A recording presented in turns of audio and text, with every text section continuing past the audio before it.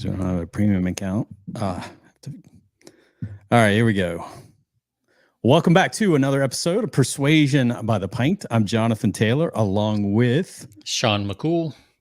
And we've got another guest joining us today. We're going to be talking about psychological principles to give your audience the right offer at the right time. Sounds important. Sounds like these are proven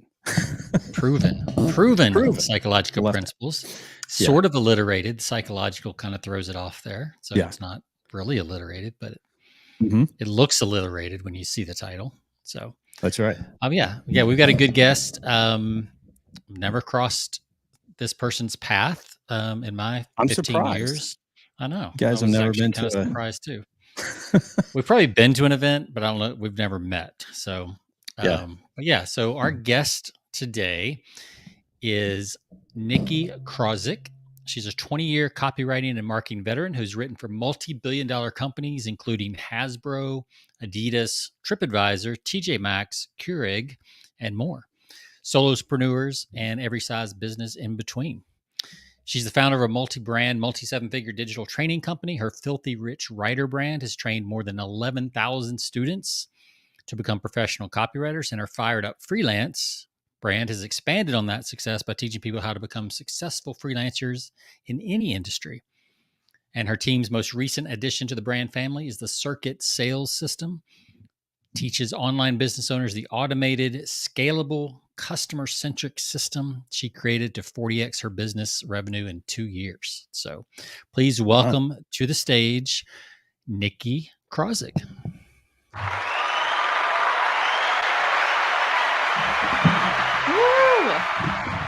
I know, right? We don't spare anything on this show. Thank you. Yes. We don't spare applause. Love it. I love it.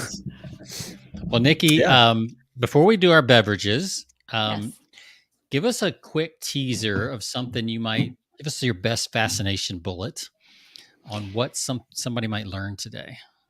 Stick around because a lot of the things that we've been taught, especially in the digital course field, the digital program field, are exactly counter to the way that our audiences actually want to purchase, and they are driving people away. Ooh, interesting. Oh, nice. And with that, I'll see you guys later. Yeah, just leave them hanging. See you on next week. Just throw that out there and head out the door. All right. So we're doing our beverages today, and I think everybody has a beverage. Nicki, what are you having on the show today? I am having a gin and tonic. It is heavy, very heavy on the gin. It's Friday. Okay. And do you have a favorite gin brand? My usual it's boring. My usual go-to is Tanqueray. I did consider going to the liquor store this morning and getting I don't tend to be a beer drinker. So going to the liquor store and just grabbing, 8-10 bottles of anything looked interesting beer wise. And then that struck me as probably not a great plan for my day. So we like people to have what they like. So exactly. So cool. Your choice, your beverage. Yes. Sometimes we get bottles of water on here. You might be surprised. Oh, well, to each his own. Absolutely. There is that anti-alcohol, movement going on right now. So exactly. Oh man, I know. Did you guys listen to that Huberman episode? No, but I mean, all the biohacker guys bros are. That's right. So sad. It's basically like booze is bad for you. I'm like, oh no. Oh no, that makes me sad. Let me drink a little more. I'm drinking poison every week. My goodness. Been doing that for years. Didn't even know it. Yeah. So, gin's an interesting drink. Like it's a yes. Like not. I bet that's one of the. I know it's a very well consumed alcohol, but it's probably, I don't know what it is on the list, between like bourbons and whiskeys and vodkas and rums, and it's got to be down the list a little bit. And it's a little more floral or I like it. It's a little bit more complicated than, than vodka or something. You can get a little bit more out of it. Yeah. You can do a lot with it for sure. So, well, Jonathan, what are you having over there in your neck of the woods? We're going to go from East Coast to West here. To the West Coast. I'm right in the heart of, this is a heartland beer here. This is called America, y'all. America, y'all. All right. It's even got a picture of Ron Burgundy. On No, the Ron side. Swanson. No, Ron. Swanson. Yeah, that's not Ron Burgundy. Ron I'm sorry. Swanson. Oh, that was so rude to correct you on your own podcast. No, it's so true. I can't believe I got it wrong. There's Ron Burgundy is a completely different part of Americana, right? But just as important. Yes, just as important. Yes. But no, it's this is an IPA. This is the only reason I picked it up is because I thought, you know what's been going on? It seems like the last 3 weeks, what's going on in politics in our country. It's like, this would be a perfect beer to cap it off. So we'll have a little America Y'all, a little fireworks. We got we got Americana right here. So unfortunately, it's an IPA. Mount Rushmore. Yeah, Mount Rushmore. I don't know what Abraham Lincoln's doing there. He's sticking his tongue out, so I couldn't tell. But it is an IPA, so it's a little hazy. It is.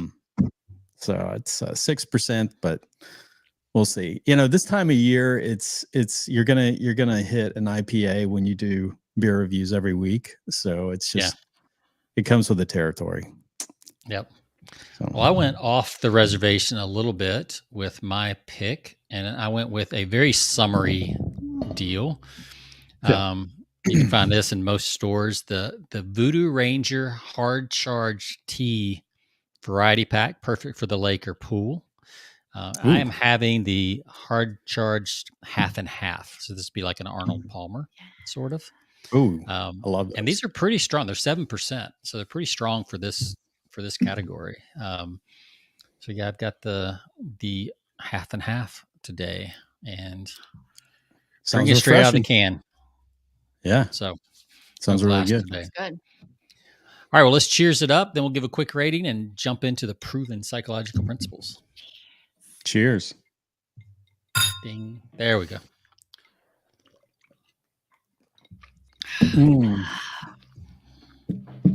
All right, Nikki, we rate from 1 to 5 pints on this show. You can use decimal points, whatever you want. Scores don't really matter. So in terms of how much do I like the gin and tonic that I made myself? Yeah. So 1 to 5. Much. 5. It's fantastic. I'm an there excellent bartender. There you go. 5 it is. 5 it is. I mean, it's hard to mess up a gin and tonic. Yeah. All right. We don't get a lot of 5s, so that's great. I love your confidence about your own drink. I like that. Jonathan, what do you rate that? Stingy on our 5 rate. Yeah, this one's getting it's not bad for an IPA, so I'll give it a solid 2.8. I think that's respectable score for that's a respectable IPA score. For us old white guys, we like our stouts and stuff. So this is exactly. Well, I'm going to give mine a 4 because this is so drinkable. Like this is one of those, like you go through the case while you're sitting at the pool and try to stand up and you're like, oh, wow, I had a lot of alcohol in that case. I didn't realize that. My wife loves the, in fact, she just showed up on the show. Look at that. Happy to see you're not drinking my peach because there is a peach flavor in the pack. So it's good I didn't pick the peach today. So I'm going to give mine. Yeah, I said a 4. So there we go. All right. A solid 4. Yeah. Sounds all right. Really well, let's refreshing. jump into the proven psychological principles. So Nikki, first give us a little background. You said you've been in the business for 20 years. Like that's a good while. I've been around for a little bit. I started out my career as a copywriter a bunch of years ago. And then was this like out of college? Like did you study this or was it? I was 7. Actually, the funny thing is the way I got into copywriting is my dad was a marketing director. And when I was in high school, my dad would bring extra work home for me to do and then give me feedback. But I went to college for public relations and then got into event stuff for a while, realized I really hated it. And then kind of had a little bit of a, 21-year-old breakdown. So adorable. And life is fine at 21. But was like, all right, what do I really want to be doing? And through a variety of different ways, was reminded that I actually knew how to write copy, and then kind of dug into freelancing, and then, I've been on staff, I've been a freelancer, I've been a contractor, all that kind of thing.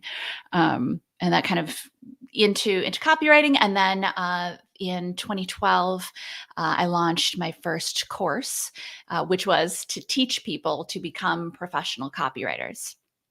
And then, have added since there. Yeah. Pretty early on the course curve as well. Yeah, but you know what? I kind of I messed around with it for a lot of years. It was a really good course from the beginning, and thank goodness it was, because I would have people write in and say, "Oh my goodness, this was so amazing! I lost my job, but because of your course, I was able to get another job right away." And thank goodness for that, because I was working full-time jobs and freelancing, so I was kind of doing it on the side, and I was a brand new business owner. So I was like, if I just put a course out there, people are going to buy it. Yay. And surprise, spoiler alert, that's not how it works. So it took me not a lot of years, but a good couple of years before I took it seriously as a business. Yeah. Yeah. As opposed to so you had the course and you kind of thought it was good, but your main income at that time was coming from the copywriting clients, things like that. Exactly. Yeah. And then and stop me if you're like, we don't need to hear your whole story, Nick, but thanks. Gently redirect. In 2018, I stepped away from being on staff as a copywriter, and then stopped, kind of scaled back all of my freelancing clients. Thought, all right, I'm going to go all in on this course. And, up until then, I'd been trying all the things, all the stuff they tell you. The digital marketing arena is such an echo chamber, and it's often an echo chamber of really bad advice, but like, do the launching and make it a membership and do this and do the free group and do all that stuff.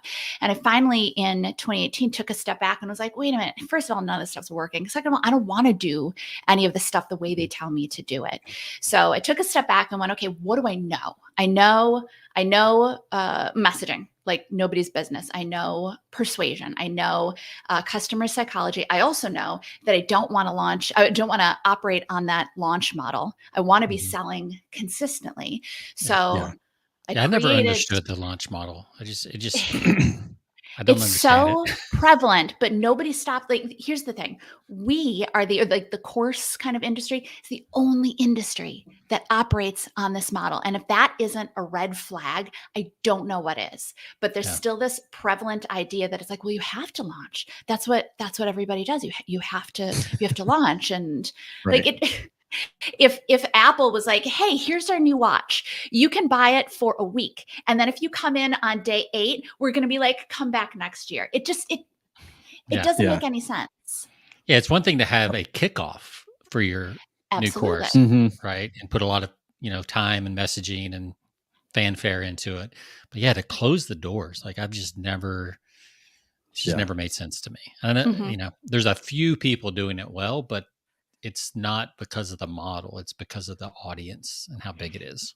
Exactly. And their names, and don't get me wrong, there are a lot of really, really smart people in this industry, but just because they're able to do it doesn't mean that we smaller people are able to do it, Sure. I mean, there's so many things that are kind of strange about it, for sure. I agree. I've never even taken on a launch client because I'm like, that's way too much pressure for me. Like as a copywriter, it's like, oh no, thank you. Exactly. It's like playing roulette with your revenue, right? You go in, you basically pick a week, and you go, all right, I better make that money this week. And if I don't, then let's hope nothing like big. Nobody gets paid. The world economy happens, or like, that's right. Exactly. No one gets sick. Right. Exactly. You don't get injured. sick. Nobody in your family gets sick. Your house doesn't. You've got power. Just there's no telling what could happen. Oh yeah. That's a good point. Like here in Austin, twice in the last 3 years we've had no power for a week, because of the ice storms or whatever. Man, that would have been a rough time to launch. To me, that model has always, there's this build up, and then it's kind of like it's how we build up for everything, like every huge event throughout the year. Yeah. is like once it's over, there's this release or this letdown. Like regardless of what happens, you're in that frame of mind where you kind of you're prone to let off the brakes after the launch. Whereas, instead of being just consistent, with what you have, your product, and pushing it out there. I mean, to me, it's just, there's a lot of red flags there when I've always looked at that model. Yeah, so Nicki, you're going to talk about some proven things and what does work, but I'm curious, what did you see about the launch from a psychology standpoint and customers that's wrong? Like we've talked about some of the stuff, like it's just kind of a weird, you're rolling the dice and stuff, but from a psychological standpoint of the customer, what do you think is wrong about launches? Yeah, absolutely. So there are a couple of different things, lots of different things, but we'll try to narrow it down. The first one is that, yes, urgency is important. The people are like, I'm out, launching is bad, I'm just going to put my course up on my site. And then no, you can't do that. You need to have some kind of urgency. You need to give people some kind of deadline. So that is one thing that launches do correctly, because we don't make decisions if we don't have deadlines. But the problem with the launch model is we're forcing our audiences to purchase on our timeline, not on theirs, which we can't control the way their brains work. We can't control what their lives look like. We can't control what they're interested in, but we're trying to by saying, okay, whether you launch once a year, twice a year, once every couple of months, whatever, instead of capturing them when they're at their peak excitement, we try to force them into excitement with our launch, which doesn't make much sense. Instead, what we could do is just capitalize on when they are in that moment of peak excitement, which, by the way, that moment of peak excitement is when they first encounter us, when they first sign up for our email list, when they first, start following us on social media. That is when they're in their moment of peak excitement and peak motivation, right? And every day that passes after that excitement, because it's a chemical state, right? Excitement, motivation, they're chemical states. So they don't last. So every day that passes that we don't and I don't mean capitalize in like a take advantage of people, but utilize that peak excitement, it gets harder and harder and harder to sell. So we get people on our list and they're at this moment of peak excitement. And they're like, oh, wow. Okay. You say you have the solution to this problem. Tell me more about it. And we're like, oh, absolutely. I have that solution here. Have an ebook. And they're like, great. Oh yeah. Thanks for the ebook. But that solution you were talking about? And they go, yes, awesome. I absolutely have that solution. Come back in 6 months and I can give you that solution. Yeah. Right. Yeah. And if you're that may work if you're one of the big names in the industry. But for the rest of us, what tends to happen is that they're like, oh, but I want that solution now. So they go and they Google and they buy from your competition, or more and more. Right. All they have to do is open up Instagram and all of the ads for your competition come in at the same time. Sure. Research has never been easier than it is on Instagram right now. But and then they've forgotten about you because somebody else has filled that void, Exactly. So exactly. Your launch comes around. Exactly. Yeah. That is exactly it. We're fighting with people want to purchase from us. And by doing this launch model, we're fighting with them. Trying to force them into in a way that's absolutely not necessary. Plus, too, Jonathan, you were kind of alluding to this, the idea that during the launch we give everything. It's our time, it's our energy, and most of just the way business works, most of those people are not going to purchase. The average conversion rate is 1% to 2%, just across industry as a whole. We on the circuit sales system, we like to see our students get at least 4%. We have some students in the 10% range, which is great. Obviously, no promises. Everybody's business is different, but that still leaves a huge number of people who aren't going to purchase. And what you're doing is you're spending all of your time and your energy on these people, the majority of whom are not going to purchase. That time and energy should be going to the people who have paid you, the people who want to learn from you. It just, it doesn't make any sense at all. And then there's also the fact that when we do these, oh, come to my live event, come to my live boot camp, come to my live challenge, all that kind of stuff. It's okay. Come at 6 o'clock, and you have the 2 camps, right? Come at 6 o'clock, and there won't be any replays. And okay, yeah, like you want to get people to show up, so you're not gonna, you're not doing replays. But I don't know about you guys, but I've certainly signed up for things being like, all right, yeah, you know what? I'll show up. I want to see what they have to say. And then as the day goes on, life happens. And all of a sudden, 6 o'clock in the evening doesn't work. And I can't be on that call.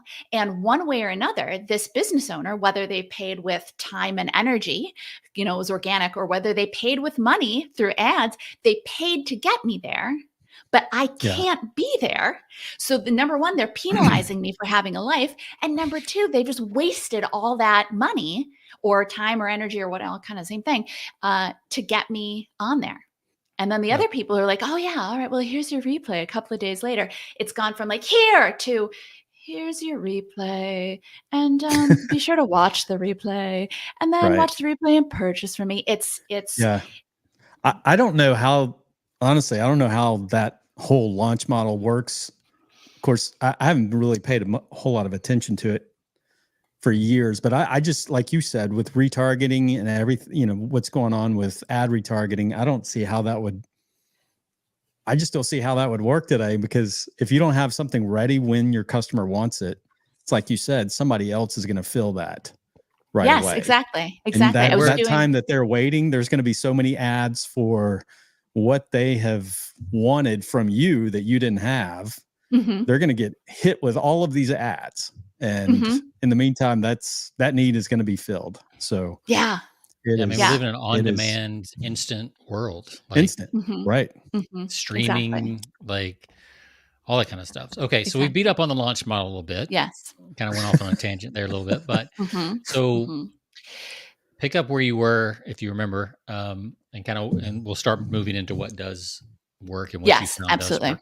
Absolutely. So long story short, at the end of 2018, I decided that I needed to create a system that worked for me. So the system that I created that you kind of talked about in that intro is what I used to 40x my revenue on that brand over the course of a little over 2 years. And then obviously we have grown since then, and we have not continued to 40x, thank goodness. But that system is now that's our most recent brand, the Circuit Sales System, which we now teach other course creators. But anyway, what stuff does work? One of the things that I still laugh about when I hear this metaphor is I'm sure you guys have heard it too. It's when you try to sell to someone right away, it's like going into a bar, sitting down next to somebody cute and being like, hey, do you want to get married?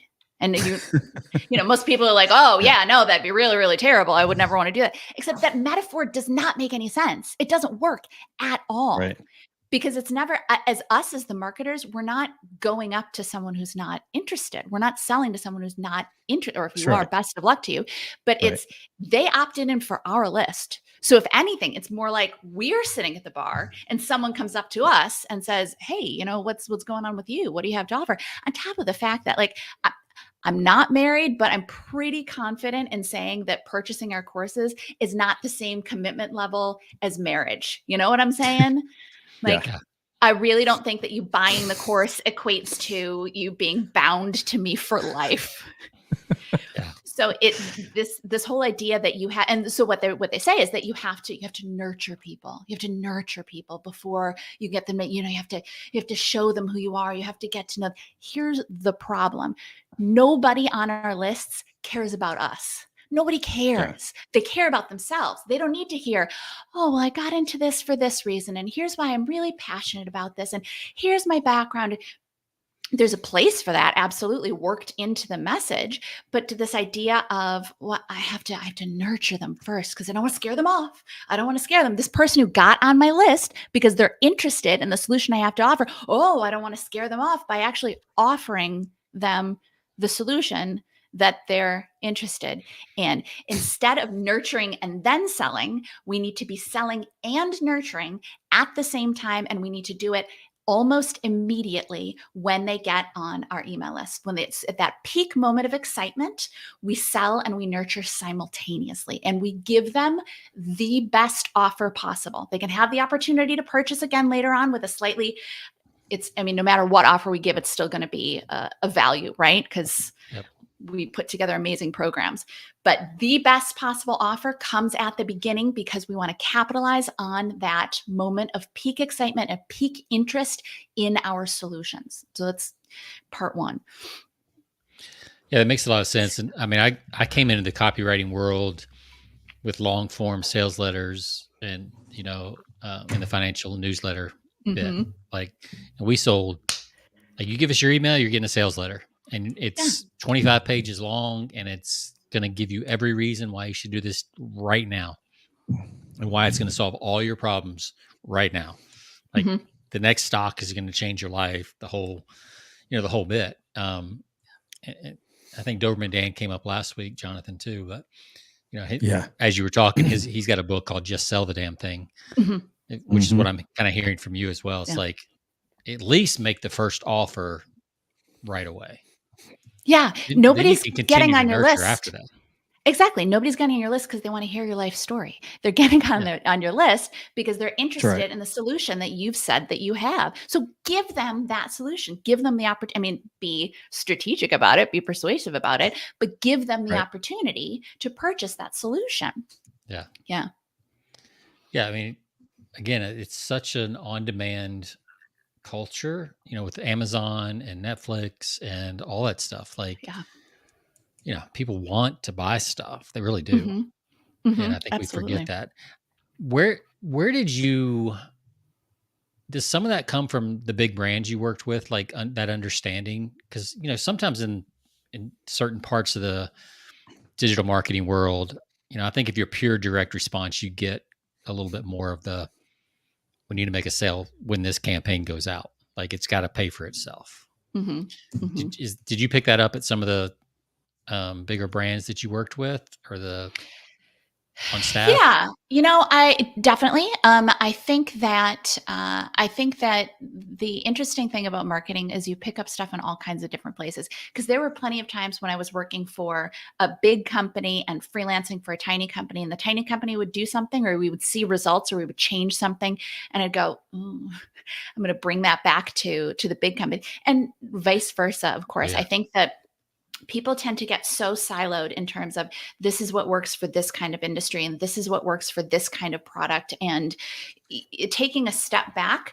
there is often a lot, it's obviously not perfect apples to apples, but there's often a lot that you can borrow and use, at least test across all kinds of different types of businesses. So I guess the shorter answer to that is yes, but there's the more that you dig into it, the more that you find this stuff all over. If you're just willing to take a look, and instead of just passively consume the way that we tend to, we flip on Netflix and just kind of shut off our brains, or get online and just shut off our brains. But when we consume with a little bit more thoughtfulness and a little bit like, why am I seeing this? That's interesting. Okay, well, why did they go that direction? And why, instead of taking me here, why did they take me here? I mean, obviously we have to be careful of that. You guys know this because sometimes a brand is testing, and you could be in the test that was just a really bad idea and just really, really doesn't work. So I always caution business owners when they're like, well, I saw this brand do it, so I'm going to do that too. I'm like, let's give it a couple of weeks and see if they're still doing that, because this strikes me as a terrible idea. So let's just see, because you could be in the bad test or in the B side of the A/B test. Yeah, exactly. Yeah. So what are some of the proven psychological principles that make the right offer at the right time? Absolutely. So the first one is that truly you have to make that offer, which I know sounds very, very basic. But again, like I said, most people don't make an offer immediately. They nurture first. The second part is you want to go out with your best offer first. I see a lot of people go, well, I'm gonna, maybe it's especially in the digital course creator arena, but people tend to get a little like, oh, I don't know, maybe I'm just going to kind of give them a little offer first. And there has been that theory that, oh, if somebody buys something little, then they're so much more likely to buy something big. And I will say that in my own research and across clients, and that tends not to be the case, because the way that human beings work, when we make a purchase, we're psychologically crossing something off our lists, right? We're like, all right, done with that. And the problem is that we want to close the loop. Oh, I'm looking for a solution to this, so we want to close the loop. And that's great. And that works really well it works well for us as business owners, because if we can make that a purchase, closing the loop, it feels very satisfying for them to put the credit card down, which is part of the reason why it can be so hard to get them to take action, to actually look at the course that they've purchased, big or little, because their brain closed the loop and they're like, I'm done. I've done the hard part by purchasing. I've accomplished it. Exactly. Like, well, and it's actual chemical, right? Because you do get a dopamine hit from purchase. Yes. From a purchase. Yes. It's wrong how good it makes me feel when I buy things off my Amazon wish list, like truly wrong. But it's embarrassing, really. But so when people start with that small product, they're like, okay, well, if they purchase something little, then I can get them to purchase something big. And what often happens is that purchasing little thing makes people close the loop and they go, I'm done. I don't have to keep reading this person's emails. I don't have to look for additional things. And I don't have, and often too, they're like, well, I'll get them to get them to consume the course. And then I can upsell them from there. Okay, well, they purchased the little one. They didn't do my upsells. That's okay, because I can resell to them. But the loop has been closed. The brain just goes, I'm done. And again, especially if it's a little product, our brains also go, well, you didn't spend very much on that, so you don't actually have to take the time to go through that little course. I mean, I don't know about you guys. Get to it whenever you get to it. Right, exactly. Yeah. Which is never. I admittedly, I was, every couple of months, I'm like, all right, let me dig in, let me see what's out there, and let me just, increase my knowledge, make sure I'm staying on top of. And I went on a kick for meta ads a couple of months ago. We have an ads manager, but I was like, I just want to, keep my hands in the. I can't even think of the metaphor. Keep my fingers in the pie. Whatever. Imagine a metaphor. Keep my lips on the bottle. And I bought a course. And as soon as I logged in, I was like, I've bought this course before. I have bought this course before. I mean, it was only $17, something like that. But still, right. That's how we just buy things and then we move on to our next thing. And that's how people operate those small courses. Bookmark it, we save the logins, and they're like, cool, we'll get to that. Yeah. And never do. Yes. Yep. Yeah. I'm gonna do a course on how to check your LastPass account before you buy a course. Because it's probably already there or similar. Yeah. Yeah, exactly. Well, and I don't know if you guys do this too, but I buy some stuff on my business email address, and then I buy some stuff on my personal email address. And, OnePass is linked to my business email. Anyway, it doesn't matter. This is way too much information. Yeah, Thank you, Jen. But now I understand how this show works. Yeah. It's like drunk history or hot wings. Yeah, right. Exactly. Yes. So we appreciate you bringing a strong drink. Makes our job easier. Yes. So we've talked about make the offer, make your best offer. So I'm curious on your thought on this. Inside of a funnel, one thing you see a lot is the $7 offer. Then immediately there's like a $200 course in the same funnel, in the same basic transaction, because it's a one-click upsell. You got thoughts on that? Yeah, I don't recommend it. There is a place for those $7 products. Don't get me wrong. Absolutely. And, a variety of different pricing, but start with your best offer.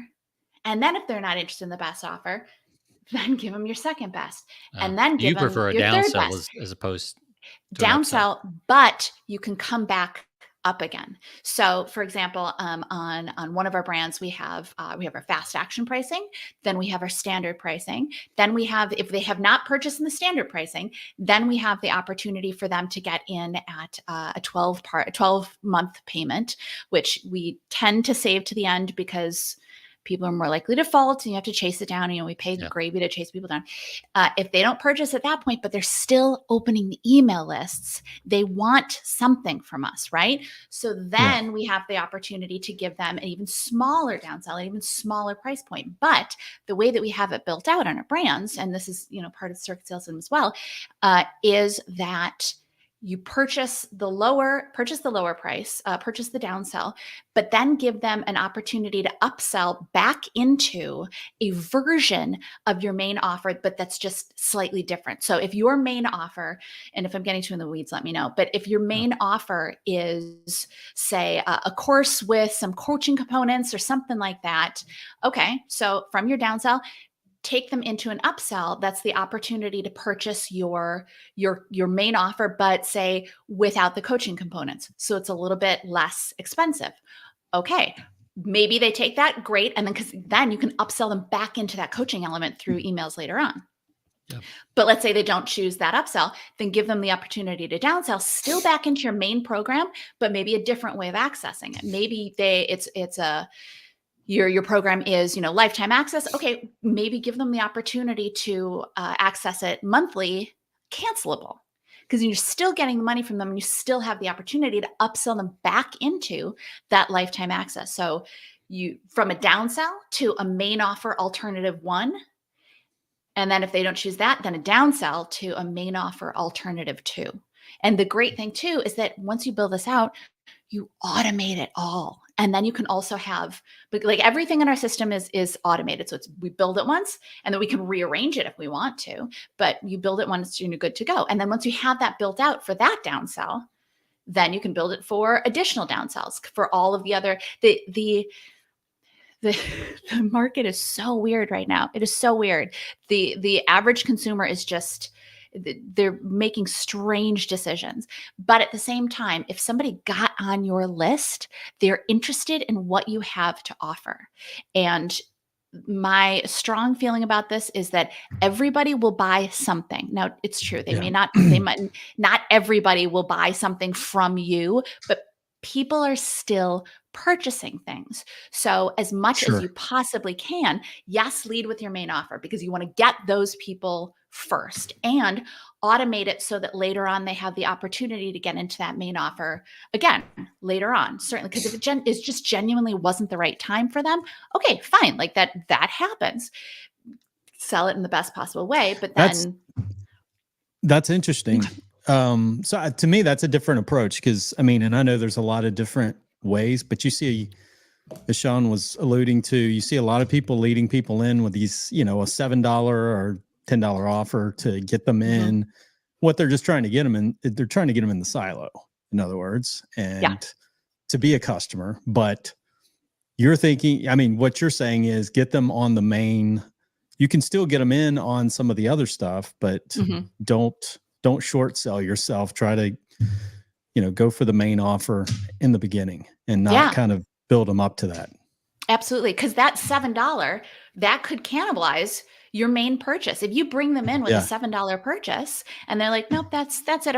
Or even like, oh no, I'm going to actually consume this, but then they go, I'm going to focus on this $7 purchase. I'll come back later for that additional. And maybe they will, maybe they won't. Yeah. Right. Even if that $7 is leading them up, or maybe is a small component of the big offer, right? It's like the little mini offer is just a small component of what they could be getting.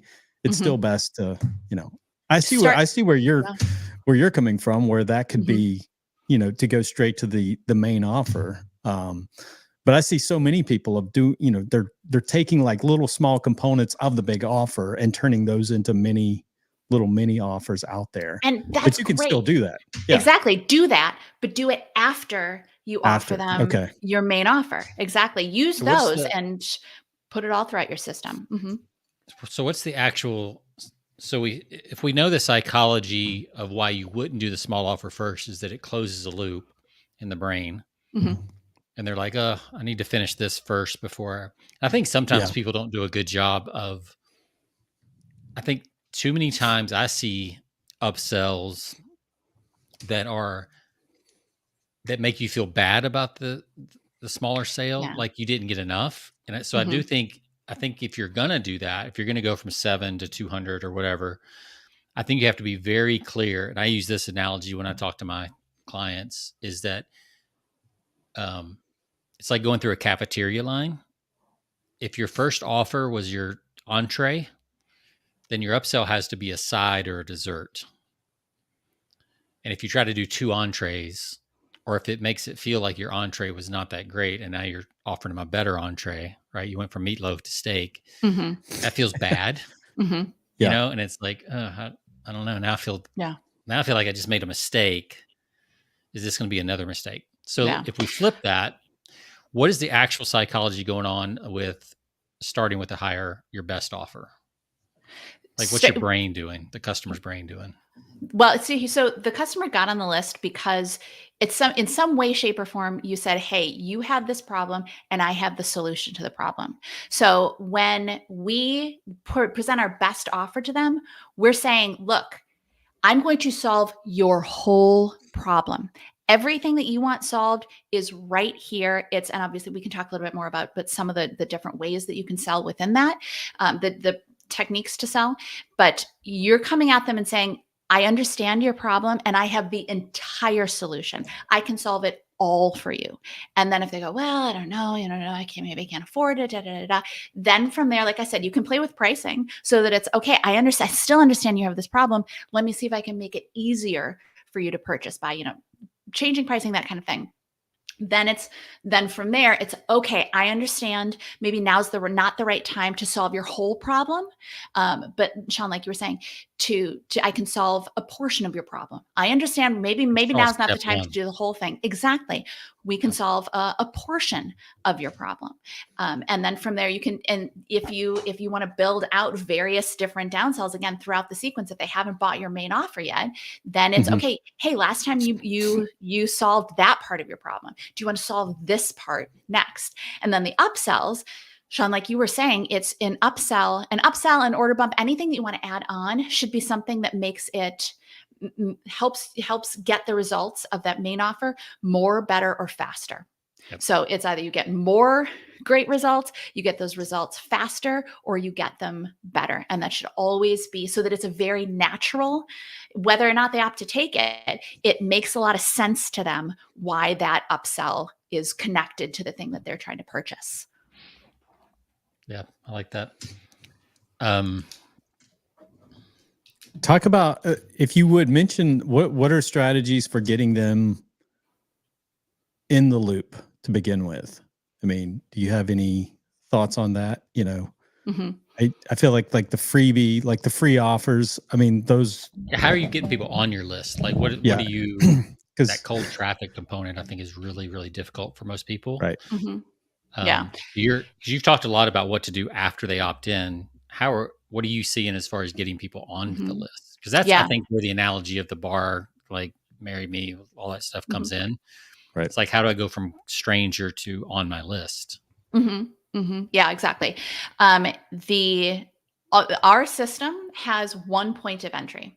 We've put together one really, really effective video. We can talk about what makes it effective, but one really compelling, very carefully constructed point of entry. So that is now there, you can do other things that will then lead them to this video, but it's a very compelling, it offers them what they want without what they don't want. So that, and then because you're just focusing on getting people on that list on just one place, you don't have to worry about, well, I have this lead magnet out here. I have this free ebook out here. I have this no matter what, you're sending people to one place that you have carefully crafted to be your very best representation of you and representation of your work and offer and all of that kind of stuff. And then of course, obviously you run tests on your opt-in page, you run tests on your ads, you run tests but on social, if you're guesting on a podcast, wherever you are sending people to that one place to get them to opt in. The thing is that getting traffic is only difficult if you're trying to give things to people who don't want them. right? If you're targeting the wrong audience, or if you have created a freebie that people are kind of like, I don't really care. But when you've created something that people go, oh, actually, that's what I want, people will opt in. Generally, people don't have traffic problems. They have offer problems. They have messaging problems. They have audience offer fit problems. That tends to be, it's there's no shortage of traffic between paid, organic. Exactly. Like there's billions of people online every day.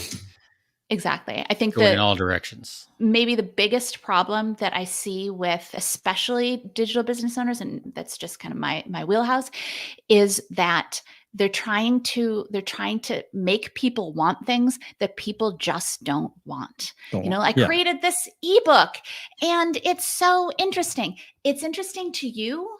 It's not interesting to your target audience, or same thing, same thing with courses, certainly, but you can't force somebody to want something. It's a real unfortunate uphill battle. That's the mistake that most people, when we talk persuasion, most people think that you're persuading. They misinterpret persuasion as persuading somebody who would not be in the mood of being persuaded, right? Convincing. Persuasion is really meeting somebody where they already are. Yeah. You can't just convert somebody into, to do a 180. They have to be kind of moving in that direction to begin with, in order to convert them. So, yeah. I mean, if you've got a figure skater with the, I guess it's Summer Olympics, so that's not the great, but let's say you've got a figure skater. Roller skater? Yeah, maybe. Breakdancing is in this year. How about that? Is it? Yes, breakdancing is in the Olympics this year. Finally. Starting today. No. So let's go back to the figure skater because it's on my mind. So if I have a figure skater, there is no amount of persuasion that is going to get them to buy a baseball bat. No. And it's not even like there's no amount of persuasion that's going to get them to buy hockey skates.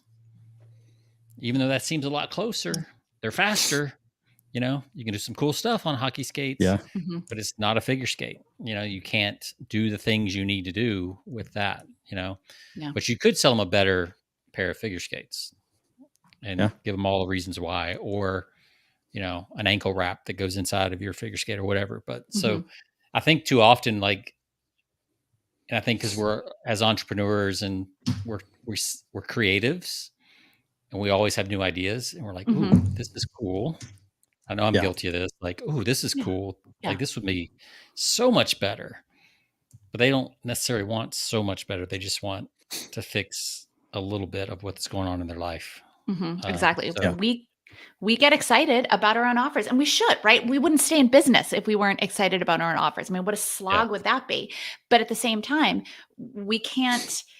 I think every business owner needs to spend some time actually truly, number one, doing market research. Talk to your audience. Talk to the people who purchased. Exactly. And actually get on the phone or get on Zoom and talk with them, with your target audience, with the people, with the people who have purchased, with the people who haven't purchased, and the people who have not yet had the opportunity to purchase, because you're going to hear different things from everybody, and that all needs to be included in your messaging. But I think every business owner needs to really have a moment where they dig into, is this something that my audience genuinely needs? Or is this something that's great, but I'm going after the wrong audience? Or it reminds me, your point reminds me of the story. I had a friend years ago, and he's a fitness trainer, and he wanted to break into the golf industry. We're doing like certain core exercises will help your golf game. And I was like, dude, like, I need to help. I need to just make you aware, as someone who golfs, like most golfers, there's a lot of golfers that do care about, like, they do get into that stuff, like in terms of fitness, a lot more than 30 years ago. But for the most part, most golfers don't care about that stuff. They just want to know how to improve How to their game a little bit, lower their score a little bit. And when you start talking like, you're going to do all these core exercises, that sounds like a lot of pain and work on their part.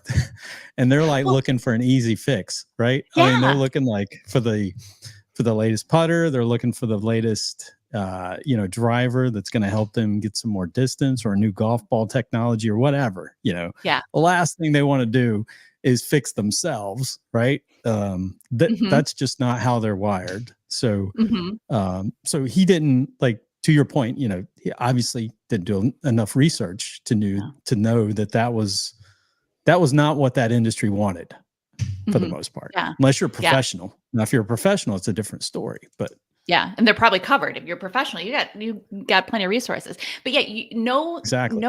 No golfer wants to buy ab exercises. They want to buy a longer drive, right? They want the results. That's right. And that's I have no idea who coined this first, but I unabashedly adopt it all the time, or at least pass around. Not as my own. I don't know who said it first, but we sell them the chocolate and we give them the vegetables. Now, it could be that I'm sure those ab exercises are very, very beneficial, but don't try to sell them on the ab exercises if that's not what they want. Put it in the program so that they get there naturally, and they're so bought into everything else. They go, you know what, maybe I'll give these ab exercises a try.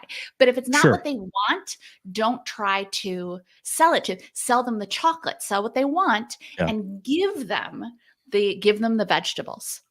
Yeah, for sure. So how would you, if somebody's new to it, because, a lot of people are trying to start digital marketing businesses. So if you were new, there's kind of the old entrepreneurial thing, find a need and fill it. How would you kind of tackle it from that direction? You don't have any current customers. You want to start a little business online. How do you find a market, and how do you find what they want? I think for every business owner, I think or every new digital business owner, I think a lot of them start with, I'm going to create a course. And I did.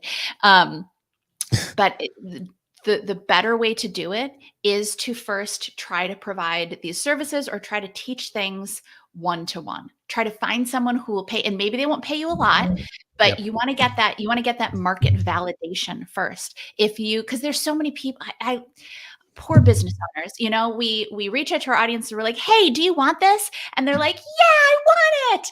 But if you would go, hey, do you want this? And are you willing to put down a credit card right now? They would go, gee, not a great time, So trying to find a market fit without actually getting people to put their money where their mouth is not always, but can sometimes really lead people down the wrong path. So if you're interested in selling something in a course, in a bigger, start an agency, do whatever. If you're interested in starting something in a big capacity, first start little. Find one person who will pay you to, if you're doing, I don't know, Pinterest ads or something, you want to do a Pinterest ads course or whatever, find someone who will pay you to teach them how to do Pinterest ads. And then also too, it's really good because you learn what questions they have. You learn where they get tripped up. You learn all kinds of things that you wouldn't even think about because you're so advanced in the process.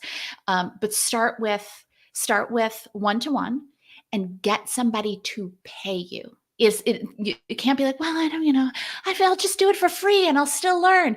No, because again, it does not mean that if you can't get someone to pay you one-to-one, you may not be able to get someone to pay you for your course or your agency or whatever it is. That is absolutely the best place to start. And also too, you discover where your limitations are. One of my issues with the industry is that there is this idea of like, you only have to be one step ahead of your audience in order to create a course and sell to them. And I have a big problem with that. A big problem. Yeah. I understand it's really good to get people to buy courses about how to create courses, but I have a big problem with it because when people are purchasing from you, they're expecting that you are an expert. But if you're only one step ahead, they can get into problems that you don't know how to help them with. Right? It just feels very disingenuous to me. So when you're doing those one-to-one services and you're getting this, you're kind of getting your proof of concept, then you can also see, all right, where where am I limited? Where do my limitations take me to? What kind of person can I work with? Maybe I'm not qualified to do, XYZ type of work. And as opposed to like fake it until you make it and take somebody's money and ruin their experience, maybe start out with having a really good understanding. Exactly. Yeah. Yeah, like the first time I've heard people say if you read 3 books, you're an expert, which I was like, I don't know where that came from. Like 3 books on the topic, it makes you an expert. I mean, on top of the fact that, did you retain that knowledge? I've read a lot of books that I have the number of times I go to Amazon and they're like, you already own this. Like, oh, yeah. Maybe I should read that. Yeah. I wonder if it was good. Yeah. Yeah. It's like if I remember the first, when I first started writing copy, like to read a book on writing a sales letter is one thing. To be able to actually write the sales letter, like you learn a lot of little nuances and the same thing if it's a service business. If you say, I can build you a funnel from A to Z, then you realize you have to learn how to hook up the technology. You have to learn how to there's a lot of, it's not just the copy, right? It's how do you do a Stripe integration? How do you do a Zapier? How do you make sure the emails fire? Like tags, like all this stuff. You're like, oh crap. That's why I just, when I first started doing that for some people, I was like, oh, see, this is why I used to write just copy for bigger companies. And I could just hand my doc over and somebody magically made it work online, Yeah. It's a lot of little nuanced steps. And that's what people want mostly in courses is those little steps that have stopped them in the past. And the support to get through those. Yeah, absolutely. I completely agree. That's one of the reasons that in our copywriting course, which still runs, of course, that we have worksheets. We have a variety of different types of projects, and they get feedback from our copywriting coaches. And because you don't learn if you don't get feedback, if you're just trying to learn in a vacuum and you're writing your copy and going, this is good, you don't get the opportunity. Yeah, exactly. This is easy. This is great. I'm a professional. You don't get the opportunity to actually hone your skills and get better, to get to the level where you should be charging great money for the work that you're doing. Yeah. Yeah. So we've talked about 4 different things. Is there anything else? Because I want to go in one other direction before we let you go. Well, let's see what direction you're going in, and then we'll. I want to talk about surprise AI. Me. So exciting. Let's talk about AI. Yeah. Since you work with both copywriters, you work with clients, so you work with people who freelance, and then you have your own clients. So you're kind of seeing both sides of this, happen. First, kind of what's your general thoughts around AI? Where do you see it going?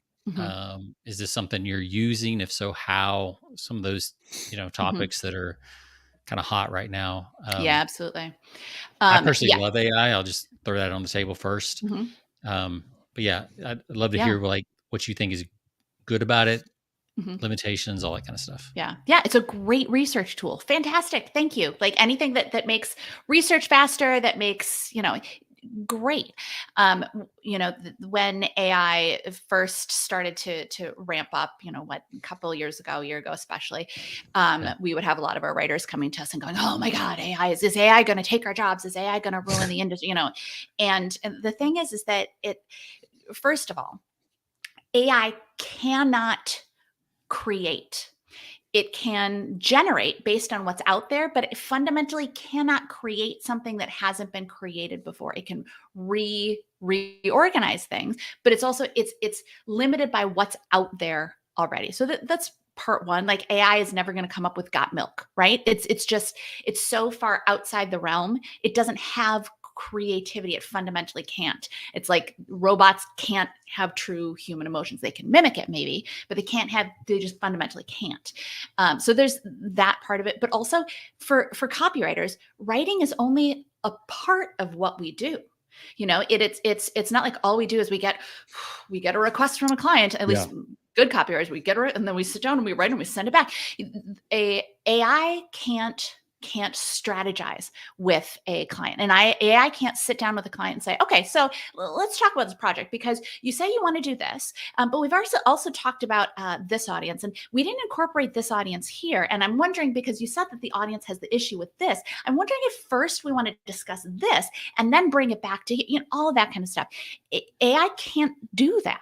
A good copywriter is not just someone who produces words. A good copywriter is someone who collaborates with a client and partners with them and strategizes with them. And quite frankly, too, should be asking questions that the client thinks, oh, wow, I have never considered that before. That's what a good copywriter does. And then based on that, then a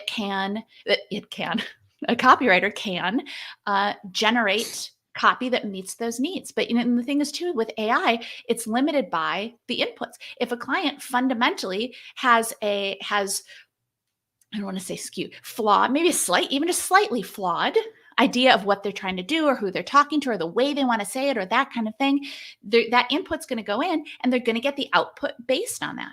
Whereas if they're working with a copywriter, like I said, the copywriter can strategize and maybe take them in a different direction. And AI is a good copywriter doesn't need to be afraid of AI. Absolutely good copy. Use it as a tool. Use it for research. Use it to there's plenty of times when I go, what's another way to say this? And quite frankly, I could Google it or could hop over to ChatGPT. And quite frankly, now it's kind of becoming the same thing. Yeah. But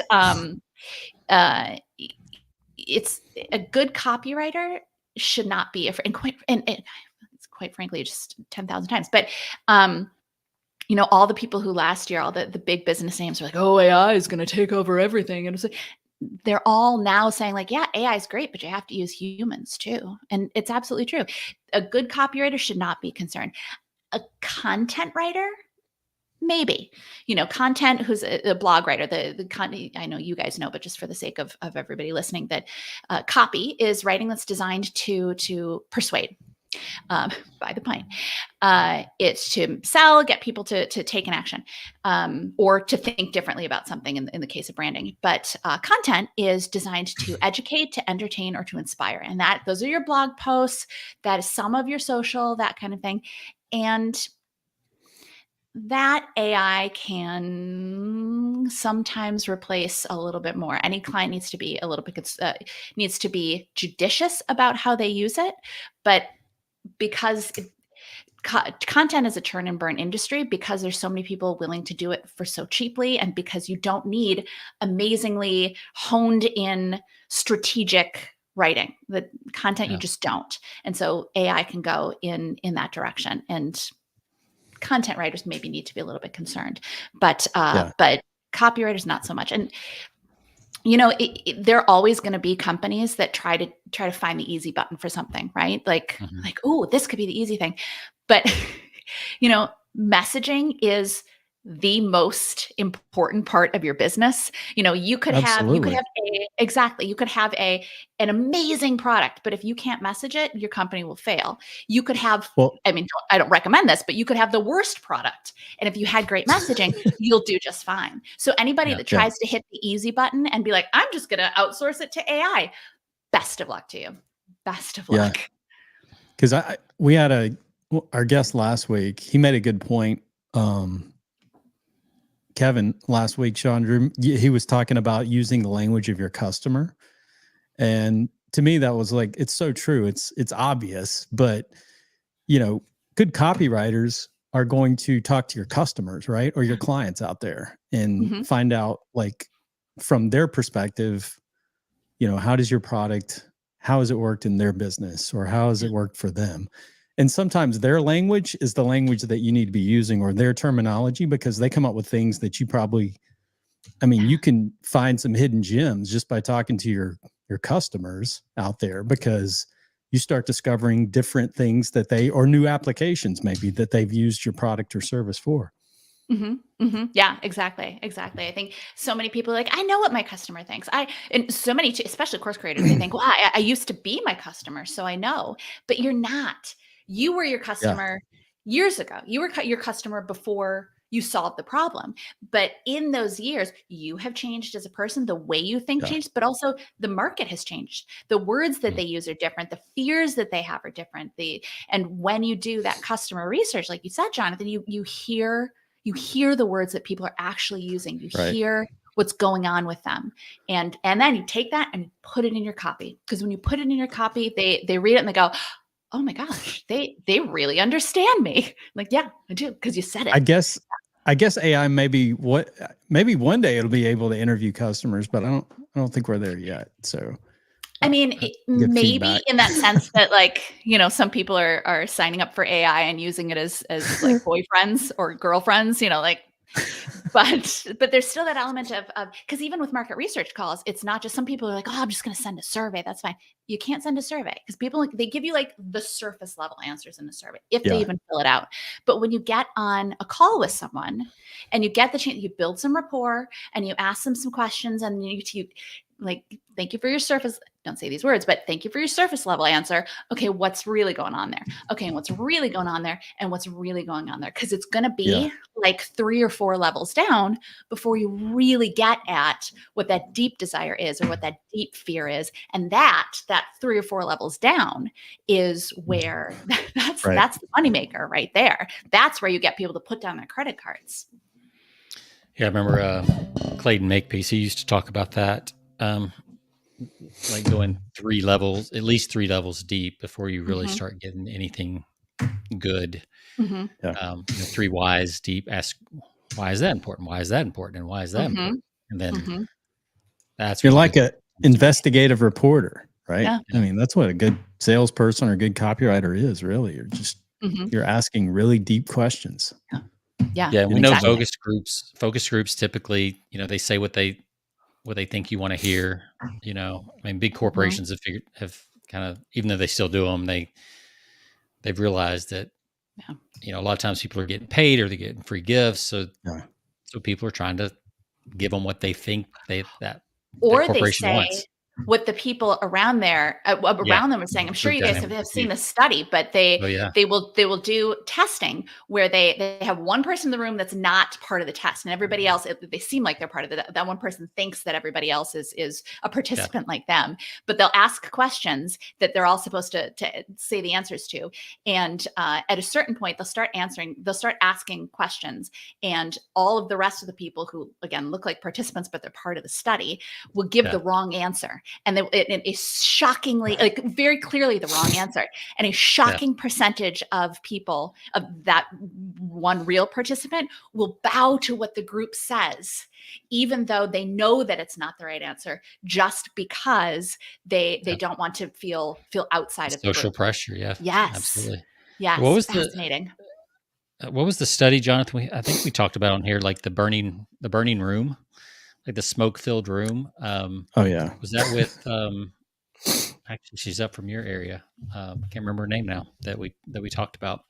But anyway, she cited a study in her book where people were in a waiting room and it started filling with smoke, and there were a couple people in there that knew what was going on, and then there's the other one that doesn't. Yeah. And as long as those people remained calm, the people who knew what was going on, they would be like, "Oh, I guess nothing's wrong," because even though the room's filling up with smoke, it's just amazing how easily people are like, they just second guess themselves, so often. It's fascinating. There's a lot of, but also testament to the fact that people can be guided, and people clearly want to be guided. Which I guess can be used for good or for evil, but we're all good. We all use it for good, but we can, there is a best case scenario. There is a best outcome for them. And as persuasive white hat marketers can lead them to that best outcome for them. We just have to know how to do it well. Yeah. I think it was John Maxwell who said, most people spend their lives walking around looking for somewhere to plug in their umbilical cord. I was like, that's a very vivid and very accurate thing. Like people are always just like, who do I follow? Like, where can I get my mental nutrition from? And like I said, you can definitely take advantage of that. But if you do it well and you've got a good product, then you're actually doing people a service if you get to them first before somebody else does. Mhm. So, Yeah.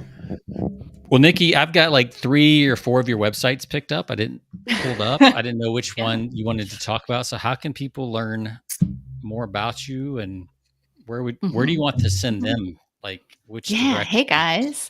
I'm guessing that most of the people who listen are probably more interested in that in the automated selling and that kind of direction. So you can follow us on social media at Circuit Sales System. And if you want to kind of take a look at it and get in the video and look at all that, you can go to, that will be circuitsalesystem.com. You can get the video there. If it's easier to remember, if you're listening, you don't have a pen, you can do circuit selling. That takes you there too. But this is, you'll dig into the psychology and the automated selling and all of that kind of stuff. Cool. I'll have to check out I think I closed the pop-up that comes up. So let me see. Don't worry. We have plenty of ways to capture you on the site. Plenty. This is the video that you're talking about. That was like your one point of thing. So yeah, you go to circuitsalesystem.com, that pops up. I'll definitely check that out. I'll feed it to ChatGPT and ask it what you're doing. Figure out your process there. So this has been a blast. That flew by. Really fun conversation. Yeah. Yeah. Fun. So I've read one last thing. I've read that you have taught more than 11,000 students. Yeah, isn't that right? amazing? Yeah, 11,000 awesome. people have purchased our copywriting training program, Comprehensive Copywriting Academy. Super cool. Wow. Yeah. That is cool. Yeah, that makes you one of the top copywriting schools, I would think. Probably. Yeah, AWAI sure. is probably ahead of that, but they've been around a long time. But yeah, it's cool. And those are people who've bought our main program. It's not one of those like, that's the number of people who have opted in. No, it's our main flagship program. Yeah, it's cool. It's the funny thing is like, I don't know about you guys, but starting a business, I was like, I just want to start a business. And then all of a sudden I was like, oh, I'm actually really impacting people. I am helping to change lives. That's awesome. So well, 11,000 really students. I mean, copywriting I got changed my life for sure. Yeah. Right. I found out about it. Amazing. It's amazing. It's such a great career. Yeah.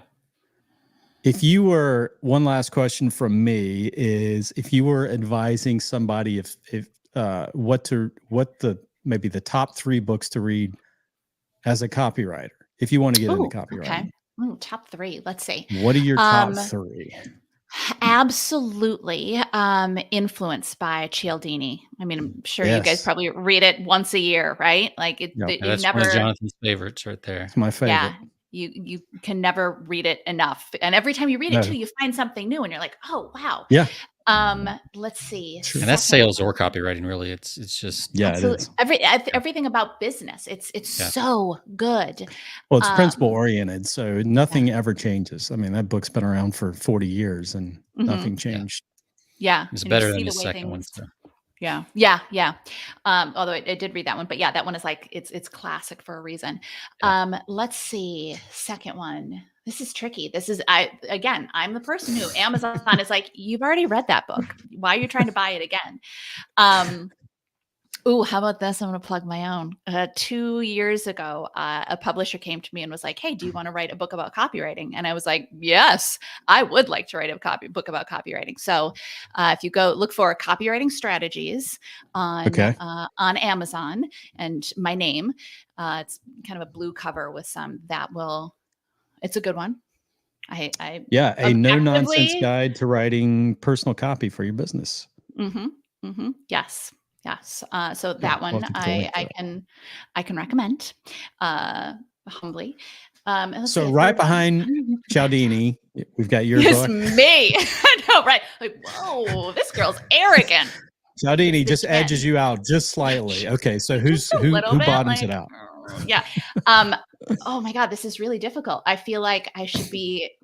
My library is in the next room because otherwise I feel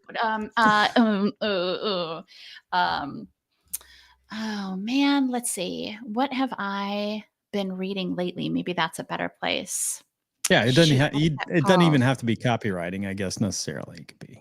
Well, you know what the thing is that there is no business book that isn't going to benefit you when it comes course. to copywriting. Because the more that you understand your clients' businesses and the more that you understand what they're trying to do, the better partner you can be and the better strategist that you can be. You know what? I can't remember. I'm in the middle of reading it right now. And I can't remember the title of it, but her podcast is the Brainy Business Podcast. Her name is Melina something. It's a really good book. The podcast is also really good. You guys should work with her. She's fantastic. I'm going to see if we can get her on some of our podcasts. All right. But her podcast is the Brainy Business Podcast. And actually, I've noticed too that a lot of the episodes are also referenced in the book, and the book is referenced in a lot of episodes. You can kind of double dip there. Cool. But the name of her book, again, escapes me, but it's a really great resource. It's kind of in line, the same thing. It's behavioral economics. So very similar to the Cialdini book and his line of work. Very nice. All right. Very good. I think that's it. Cialdini is always at the top of my list. So that's so good. That's really all you need. So good. That covers everything. You're going to like this podcast then and her book. Check it out. Okay. Cool. All right. Well, Nikki, thank you so much for. Thank you guys. This is super fun. And I don't think it's just because of the booze. That's good to hear. Oh, of course not. But that just is an added benefit to the show, right? It's just. Yes, no, absolutely. Truly. That's why we do these shows. This show started out with Sean and I just meeting in a local, we get together on a Friday at a local pub and we would have these conversations and then we turned it into a podcast. But, this is a great way to end on a Friday. It was just, a good conversation, talking business and then having a libation or two, right? Yeah, exactly. Right. Like talking business, I could talk business for hours. Yeah, for sure. That's good stuff. So, Nikki, I'm going to dig a little more of your stuff. For sure. I'm going to check out. I'm going to buy your book now. So, thank you. I mean, if it's right, just below Cialdini. Just below. Yeah. I've got to read it. Yeah. I've got to read that book. So, appreciate thank you so much for coming on. We're going to put you in the green room just for a few seconds. Sean and I are going to close out the show and then we'll talk to you here in a few 30 seconds to a minute after we're done. So awesome. Thanks, guys. Thanks for joining us. Good stuff. Got to check out the book. Obviously. Is that good? It's got like strategies, right? So yeah, of course. I like it. I don't know. There's always you could always add one more copywriting book to your library. It does seem that way. Any good copywriter would see it that way, right, Sean? I think any niche you're in, like if you're into that niche, like I also have a lot of coaching books, right? Because I'm into coaching, so got a whole shelf full of those as well. So yeah, anything you kind of get into, golf. Yeah, there's a reason you have 37 drivers in your garage. Like, exactly. You like golf, so you tend to go deep once you're in a niche, and it's just that one idea that can be. Only need one idea. That's all you need. Yeah. You're one idea away. Yep. So. Well, very cool. Right. Well, fantastic guest. Thank you again, Nikki. And to all of our listeners, you can find us over at persuasionbythepint.com. Sean, this is episode 362. And this is where you'll be able to find it. We'll have links to Nikki's website and where you can find her book on Amazon. And thanks for listening. And we'll see you all next week or next episode. See ya. See ya.